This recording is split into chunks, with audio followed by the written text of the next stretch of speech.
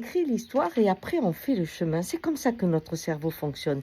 Mais des fois, on peut réveiller des vieilles histoires pour se donner du pouvoir dans le présent. Et c'est ce qu'un peuple fait aujourd'hui. Oui, c'est quand même étonnant. Connaissez-vous l'histoire de Josué et des murs de Jéricho? Oui, c'est le peuple d'Israël qui va vers la terre promise et il se trouve que sur le chemin, Jéricho est là et les embête.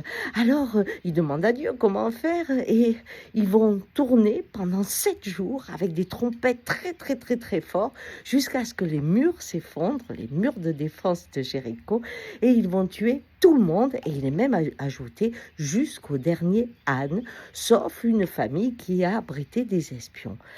Oui, cette idée que Dieu est avec nous pour massacrer mon frère, eh bien, est vieille comme le monde. Et aujourd'hui, je me demande, quand on se retrouve comme chez Jéricho, si on va attendre de tuer tout le monde jusqu'au dernier pour être sûr d'être bien arrivé et que la terre leur appartienne.